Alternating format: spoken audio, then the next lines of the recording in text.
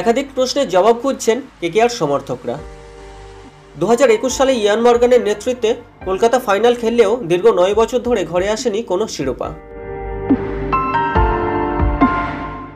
তবে এবার আর নয়, কেকেআর শিবির নিজেদের ভাগ্য ফেরাতে নিল নতুন পদক্ষেপ। কতটা কার্যকরী হবে সেই পদক্ষেপ তা শুধু সময়ের অপেক্ষা। আইপিএল শুরু হতে আর হাতে গোনা কয়েকদিন।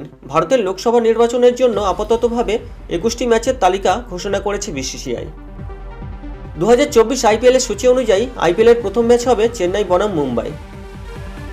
সানরাইজার্স হায়দ্রাবাদের বিরুদ্ধে খেলে আগামী 23শে মার্চ আইপিএলের যাত্রা শুরু করবে কলকাতা নাইট রাইডার্স। দলের ভাগ্য ফেরাতে একাধিক পদক্ষেপ নিয়েছে নাইট শিবির। বোলিং বিভাগকে শক্ত করতে অস্ট্রেলিয়ার দ্রুতগতির বোলার মিচেল স্টার্ককে কিনতে খরচ করেছে প্রায় 25 কোটি টাকা। দলে নিয়েছে শ্রীলঙ্কার দ্রুতগতির বোলার দুষ্মন্ত চামিরা, আফগানিস্তানি স্পিনার মুজিবুর রহমানদের মতো বিদেশি বোলারদের। মিডল অর্ডারকে শক্ত করতে দলে নিয়েছে শেখর ভরত, মনীষ পান্ডেদের মতো ভরসাযোগ্য ব্যাটসম্যানদের।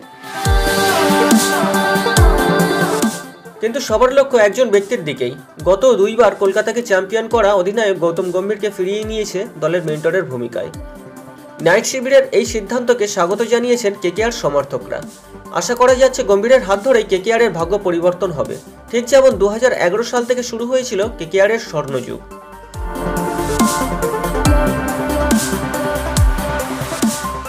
উল্লেখ্য, দলের কোচ চন্দ্রকান্ত পণ্ডিত এবং অধিনায়ক শ্রেয়াস আইয়ার হলেও দলের পুরো দায়িত্ব গম্ভীরের হাতেই।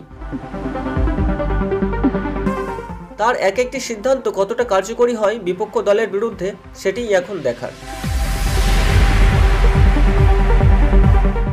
এখন পর্যন্ত এই দলের সফলতম অধিনায়ক গৌতম গম্ভীরই।